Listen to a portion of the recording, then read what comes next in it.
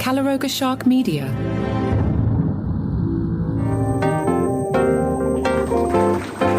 Hello, I'm Johnny Mac with your daily comedy news. Netflix has announced we're getting season 2 of Kevin Hart's Funny AF with Kevin Hart. I personally think that's good news. As comedy competitions go, that was a good version of one. Kevin Hart will return as host, which is good because it's called Funny AF with Kevin Hart. Also good news for the crew. The show is up for Outstanding Reality Competition Program in the Emmys. Hart is also up for Outstanding Host for a Reality or Reality Competition Program. You won't get season 2 until 2027. Chris Tucker wants us to know that he's been celibate. I know you were wondering, you woke up this morning, you're like, I wonder if Chris Tucker's celibate. Well, the answer is yes. During a recent stand-up performance in Las Vegas, Chris Tucker chose to tell the audience he's been celibate for more than 3 years as he focuses on finding lasting love and marriage. Tucker said, well, I'm celibate. I've been celibate for 3 years, but I'm really trying to get married. I give it to the love this time. That got a big laugh. Tucker then said, I'm serious. No one believes me. According to Tucker, even members of his family didn't believe him. He said of his niece, she believes in aliens, but she don't believe I did that. Maron said that Panicked is the best special I've ever done. The last 3 specials are really a culmination of the work that I've done over the last 40 years in terms of craft, ideas, and things I like to talk about. There was a holistic approach to the material that integrated nicely with me moving through things and kind of repairing myself. The whole production was kind of built around that idea, which is very poetic, and I think elevated the special a lot. We live in a time when a lot of comedy specials aren't that special because there are so many of them, but we were able to bring it all together with this. There's definitely an arc in there. Look, it took me 2 years to really get that set up and together because I do like to have a through line. And right up to a day or two before recording, I decided to change the tone of the opening bit because I didn't want to come out with the vibe of being strident or self-righteous. I wanted to bring everybody in, not alienate them by posturing. When I'm doing a special, I'm usually working with 90 minutes of material, and I try to get it down to 73 minutes. That's my number, you know? So I had 2 weeks to get Panic down to 73 minutes, and all of a sudden I'm pulling pieces out and fitting things together differently. You always shoot 2 versions. In both shows, I landed right at 73 minutes with no clock. Marc was asked by GoldDerby.com if young comics ask him for advice. Marc said, I don't feel like I'm being sought out for advice. I think a lot of younger comics may have gleaned a lot from the podcast. I know it did help people because we talked about it.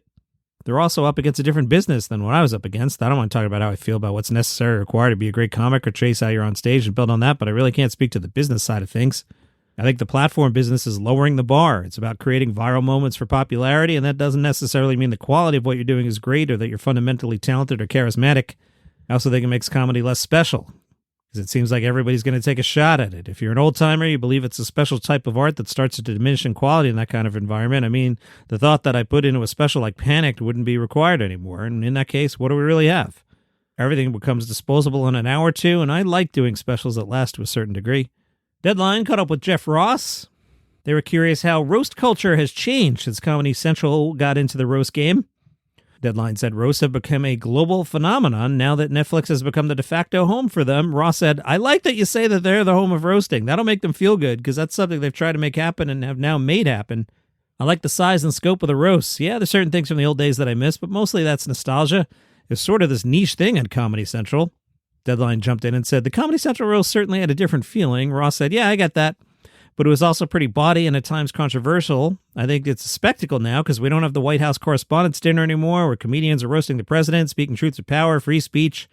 The late-night shows are getting dinged. I think the roast, it's like the purge. Once every year or two, anything goes. And if you don't like a joke, there's another one coming in 20 seconds. The jokes permitted at the roast is like no other show. And the fact that it's up there now, last year we got nominated at the Emmys with the Oscars, the Tonys, the Grammys, and the Super Bowl halftime show. So the roast now, you can't argue about the cultural relevance. Tens of millions of people watched it, so it's providing a service. Deadline said that the roasts are becoming an engine for minting comedy stars. They mentioned specifically Nikki Glaser. Has that been cool to see? Jeff Ross said, it's the best. It just delights me to no end to know that the roast is like this launching pad. Everybody who did this Kevin Hart roast is selling out now wherever they go. Everyone's doing each other's podcasts. And seeing how Nikki is soaring, it just fills me with joy. It really does. And this is an interesting note. Deadline is a fan of bumping mics with Dave Attell. Could we get more episodes? Jeff Ross said, it's funny you said that. I have to be careful because Dave is so grumpy. But last night we stopped by the Comedy Cellar and went up together for 20 minutes and he had me laughing so hard I was falling on the floor. So I want to do it. It's up to Dave. Robbie Hoffman tells people that Robbie Hoffman has not always been known as Robbie Hoffman. Someone in showbiz changed their name, says Johnny Mac, whose real name is John McDermott, but it's easier to say Johnny Mac. No way. Apparently, Robbie was on the God Works podcast and explained, I'm born the name Rivka Sarah. So obviously, when I got into comedy, Rivka is a very difficult name for comedians and people to bring me up. Is it? I mean, it's not my name, but I don't know. But all right, we're having a great show here. Let's keep things moving. Give it up for Rivka Sarah. I mean, no. You can't just do that. I mean, I don't care. Robbie Hoffman said, I'm just trying to do open mic, so when I look for a stage name, I wanted something familial. I just didn't want to change my R initial, and I went with Robbie. It just felt like a family name, but my mother was horrified. My mother called me and she goes, it's a beautiful Jewish name, Rivka. I'm not calling you Robbie. Rivka is such a beautiful name. What, are you ashamed? I said, Ma, you think with 3 seconds of me being on stage, they're going to be like, I wonder if she's Catholic. That is hilarious. Janelle James is developing a new comedy series at Hulu. It's titled Rock City. In Rock City, we would follow a woman, presumably Janelle James, who returns to her hometown in the Virgin Islands after she inherits a local tourist trap from her estranged father. According to the logline, she quickly realizes that she's been left much more than a simple beachfront bar and grill. Isn't that kind of the first act of the Margaritaville musical?